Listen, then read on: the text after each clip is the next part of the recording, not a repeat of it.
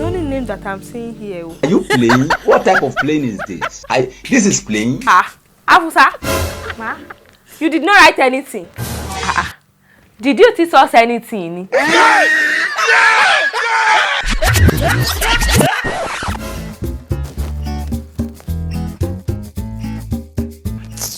I hope you guys now have your question paper and answer script now. Yes.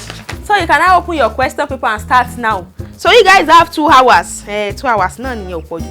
2 hours to finish it up. No deriving, nothing. No talking. Continue. You guys know me, yo. Mommy, yo. I don't take rubbish. You look beside you. Try lati jiyan wo lasan. Ma gba sit and you should have known me by now. Hey, you. Esun lo. Eyin. Stiff like this. I'm talking to you. Better. Excuse me, ma. Yes? Number 4 question says, what is a pronoun? And what happened to it? You never teach us what is a pronoun, Mao. So, you are waiting for me to teach you what is pronoun. So, what have you been doing with your primary school days? What be kiri attorney? Afusa. So, you don't know what is a pronoun? Hey! I never asked the question. You guys are tempting me. Everybody face your front now. How will they answer this one now? When they ask somebody a question outside syllabus, we never even know it. Talk less of the one that you did not even teach us. Excuse me, ma. Yes? Please, I need extra sheets. Are you playing? What type of playing is this? Extra sheets. Yes. We just take. Thank you. Maybe everybody will go check. Maybe everybody know me check. You know me say me happy. Ọlọ́run mi, mama fìyà jẹ mí nínú kíláàsì rí o. Where is my senses? But me and they say we have the same IQ now.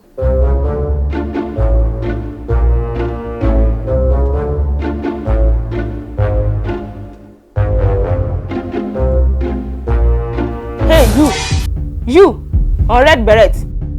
Yes, you, stand up.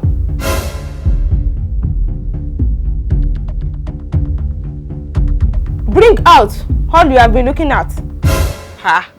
You are with something and I'm not seeing it. I don't think so. Not in my class because I don't take nonsense. Yeah!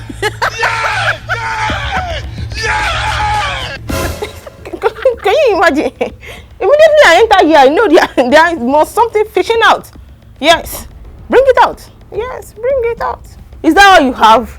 Or you want me to come and do my job? No, I should come and do my job. Jesus! I am in severe pain. Live imprisonment ni kò sí àní. See, they call you something, you pass something, you no pass am. I've been in this game for the past 35 years. Yes, I'm a king. I'm a king. Yes. Right now, put all you have on your head and follow me. We must learn a lesson. And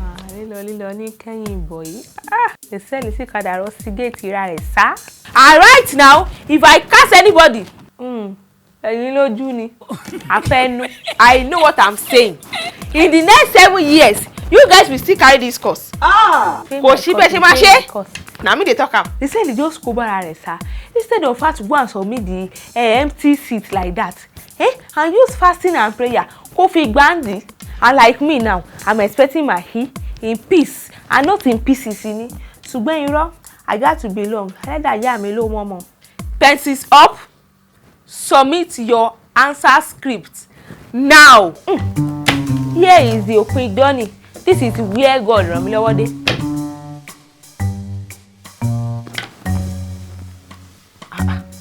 It's only name that I'm seeing here. Are you playing? What type of playing is this? This is playing. Afusa, ma, you did not write anything. Did you teach us anything?